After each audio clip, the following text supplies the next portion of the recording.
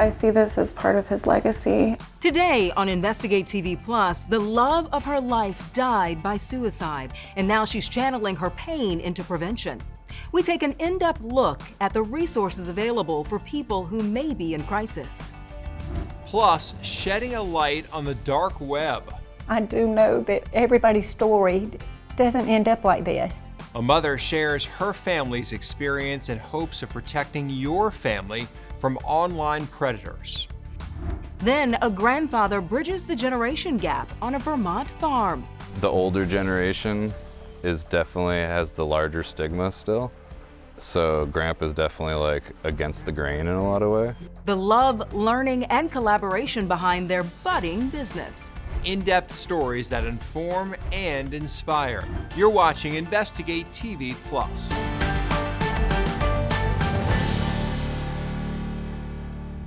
It's a topic that often hides in the shadows because people worry they'll say the wrong thing.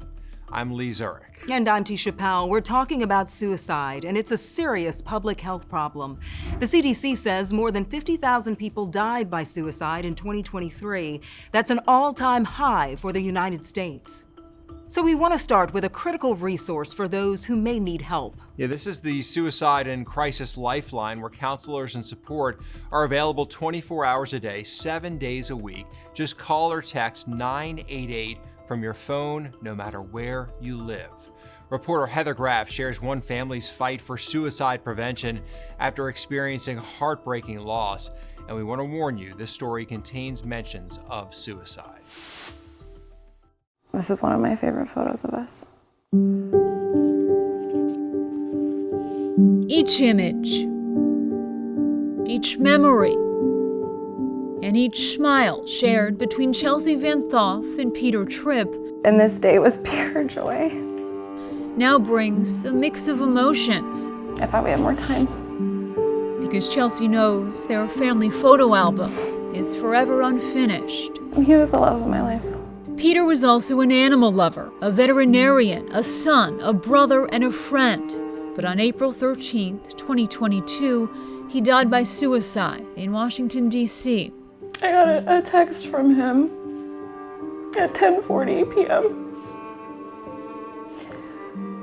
Basically, telling me that he couldn't bear to face his emotions. Peter was just 29 years old. And I'm just thinking to myself, this is all a bad dream. I'm in a dream. I'm in a nightmare. I knew nothing about suicide. So as Chelsea grieved, she began doing research and learned that suicide has for decades been a leading cause of death in the U.S.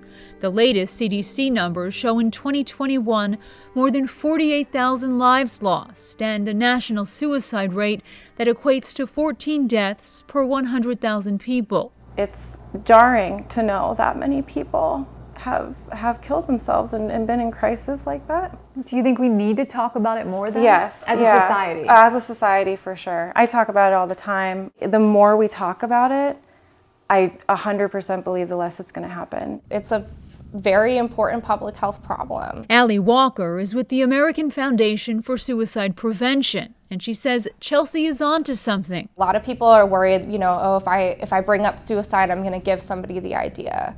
And in fact, that's been heavily researched and proven wrong. AFSP recently launched a new year-long campaign it calls Talk Away the Dark, because the organization believes talking is actually the first step to preventing suicide. How do you go about doing that? So a lot of it is stigma reduction, a lot of it is education, and also building up an infrastructure that supports mental health. Plus, she says we must all be ready to have honest conversations with loved ones who are struggling. So if they start talking about, how they've been feeling down and whatever, you can say, and this is a phrase I use a lot, sometimes when people are feeling like this, they think about suicide. Is that something that you've been thinking about?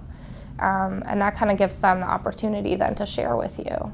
It impacts everybody. Over the past year, Chelsea has worked to turn her pain into purpose, advocating successfully for suicide prevention barriers that will soon be installed on the DC bridge where Peter took his life.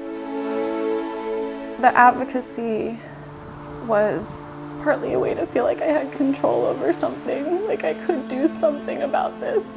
Chelsea's efforts also extend to the industry, where both she and Peter built their careers.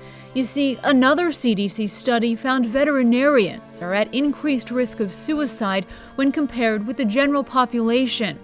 The report cites data spanning more than 3 decades and potential factors that include veterinarians' long hours, increasing educational debt-to-income ratio, and a poor work-life balance. I think we need to approach it from both sides, within the profession and outside the profession. Everyone I talk to about anything related to animals or suicide, I leave them with, please be kind to your veterinarian. We should mention there is help available right now. For instance, the nonprofit called Not One More Vet. We strive to make sure people know that they are not alone. We do education. We are teaching everybody in the veterinary profession how to be more mentally healthy and how to look out for signs that somebody is struggling. The AFSP also offers resources specific to healthcare professionals, including veterinarians, though the foundation often reminds people suicide is complex and there is no single cause. There's so many factors that contribute to a suicide death. You can't pin it down on one thing. So that's not to diminish the value of observing these patterns, but just remembering that that's a part of a bigger picture. Chelsea's promise to Peter is to keep the conversation going. I see this as part of his legacy. Shining a light on suicide and showing others there's hope. I want his life and his memory to save lives. That's what it's gonna do. As you just heard, suicide is typically the culmination of many different factors. But we did ask the American Foundation for Suicide Prevention about possible warning signs.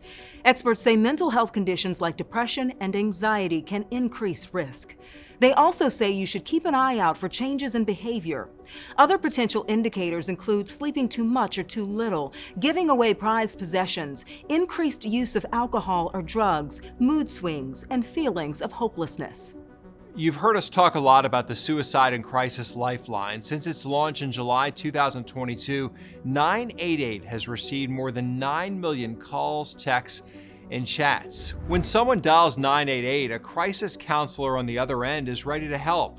Professionals can talk people through whatever they are struggling with in regard to mental health.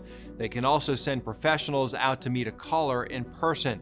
Cassie Villegas with 988 provider Solari in Arizona believes more people who are struggling are seeking help and finding it. It's easy to remember, and more people are becoming aware that it is not only a service that's available, but a trusted service that they're going to get somebody to answer that call. Once again, if you or someone you know is struggling with a mental health crisis, text or call the Suicide and Crisis Lifeline at 988. Help is available 24 hours a day, 7 days a week. A mother was in disbelief after she received a call from the FBI about her daughter. They knew everything about her. Coming up, the dark secret federal agents uncovered in the depths of the internet and what you can do to protect your family from a similar situation. Then later, a young girl inspired to help other kids after a day she'll never forget. Lots of cars pass by, but not my dad's. How the hurt of an empty promise became a story of healing. You can watch Investigate TV Plus anytime, streaming online. Get the app for Roku, Amazon Fire TV, and Apple TV. They're free to download.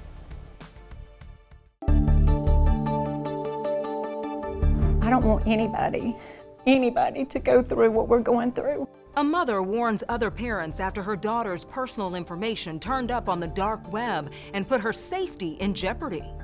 The term dark web sounds ominous, but there's a reason for that. Yeah, the dark web is part of the internet that's made of hidden sites you can't find using a conventional browser.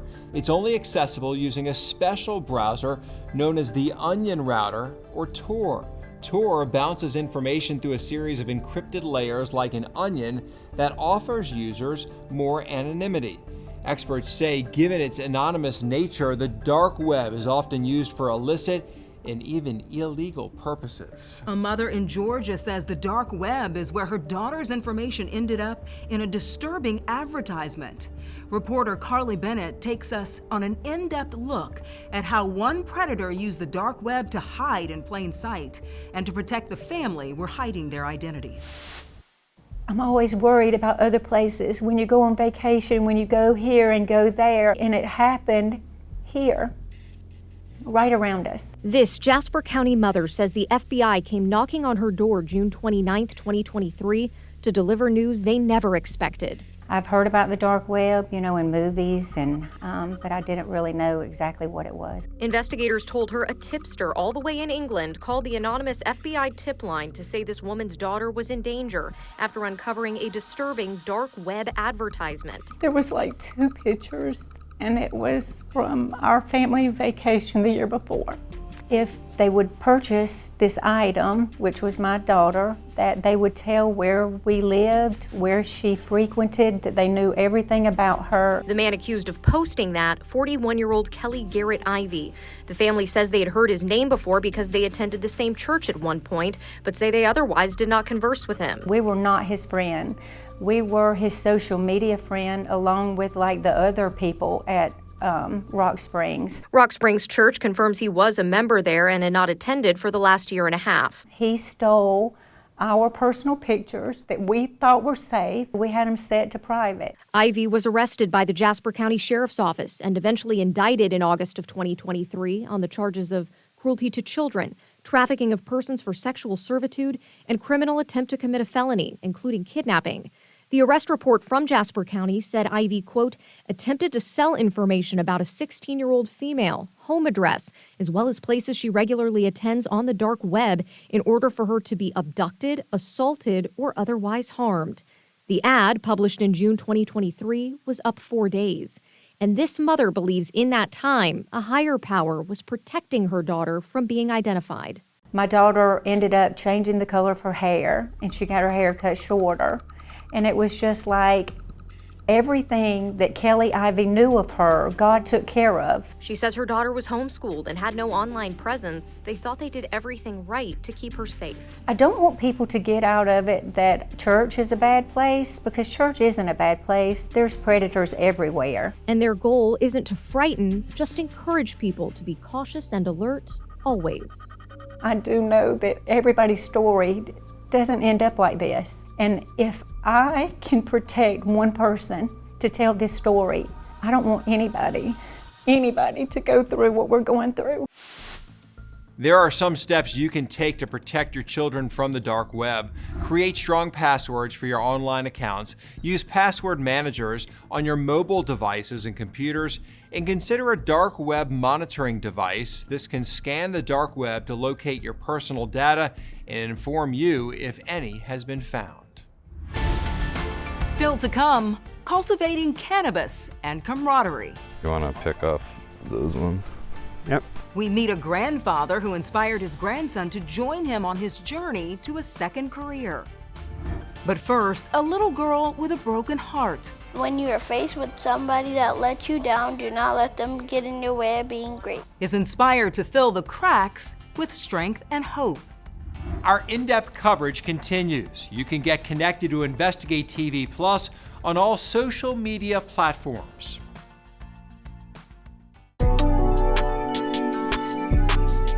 Sometimes people make promises they can't keep, even parents. Things happen, life comes up, and parents are forced to say it's not going to happen.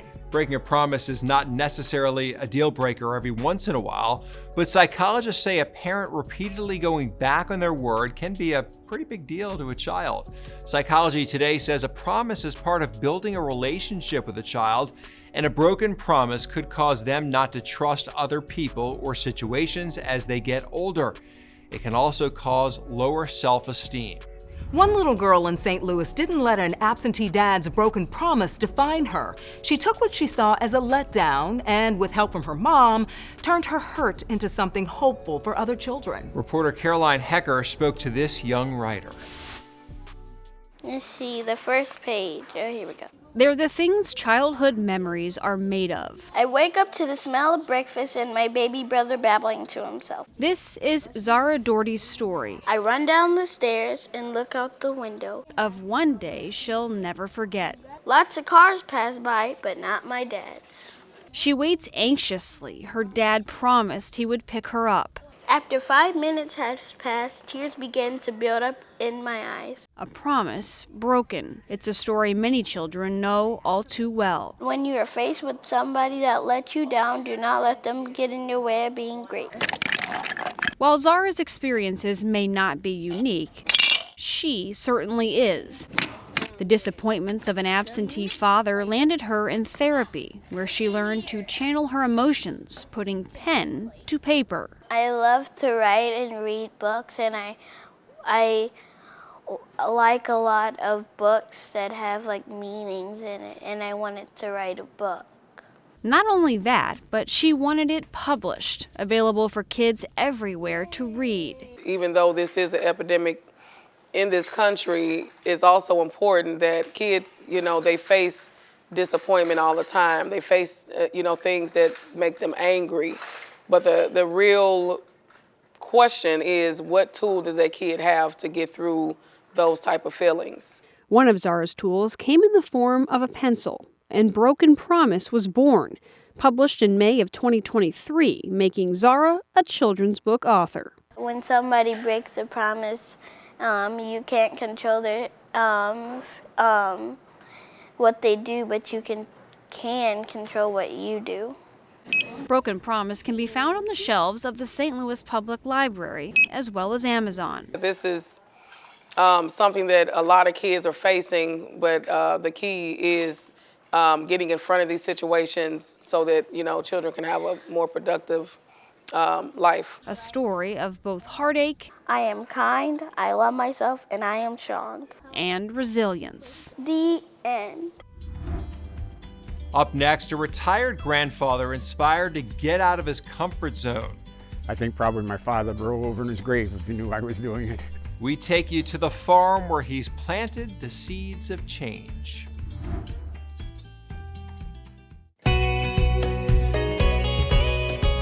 After retirement, some may consider returning to the workforce to stay active. However, Jim Coots found a second career out of necessity.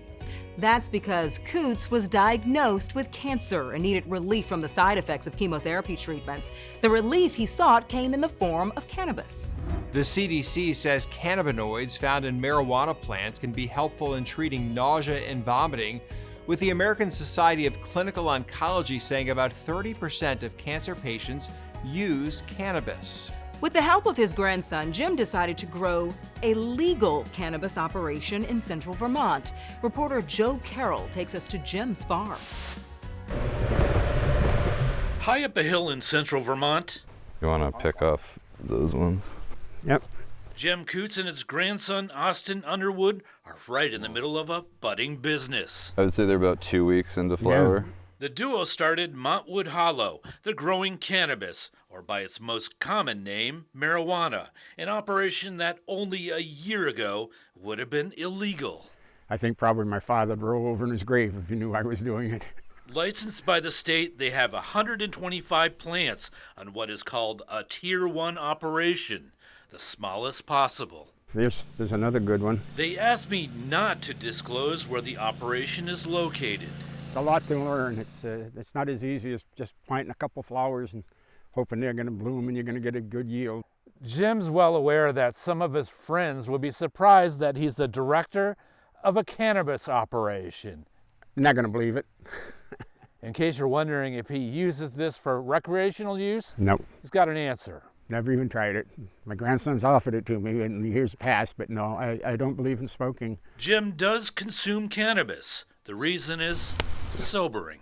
Last year, the 81-year-old was diagnosed with bladder cancer. Part of growing old is making sure you keep busy. Jim dries, crushes, and then boils to flour. So I've been using it as tea. I don't use the THC part for the hallucinogenic. I just use the straight tea. He says it keeps the nausea down while he's going through chemotherapy. But the teas have allowed me to eat better, to be more active, to have more energy. which I didn't have. Jim says the chemo is keeping the cancer at bay. It's grown quite a bit in just a week. Are you proud of your grandfather? Oh, immensely. It's a very fragile crop. How do you know so much about this? Read, learn from him. We've attended seminars. When you go to a seminar, you kind of stand out? A little bit. There aren't too many of them even close to my age, I don't think. Teresa, Jim's wife of 61 years, has reluctantly accepted the new family venture. Austin is all into selling the potent pot for recreational use. There is still stigma, though, with growing it. There is. I don't tell a lot of people that, where we're at or what we're doing or how we're doing it. Jim's far from an aging hippie. With a master's degree in business administration, he once was the regional rep for AARP and even Elk of the Year for a local chapter. The older generation definitely has the larger stigma still. So Grandpa's definitely like against the grain in a lot of ways. And this one's in between. A family finding a new way to work the land in a changing Vermont. These are actually coming good too, huh? Jim is growing cannabis with his grandson this season, and we're happy to report Jim's cancer has not progressed. I loved the grandson's line, Gramps is against the grain. Yeah, that's pretty cool, and I like the way they're out there together, just doing something as a team and growing their relationship. Their relationship is In addition definitely... to cannabis. Yeah, exactly. Doing two things, growing two things. Very nice. All right, that's it for us on Investigate TV Plus. I'm Lee Zurich. And I'm Tisha Powell. Thanks for watching.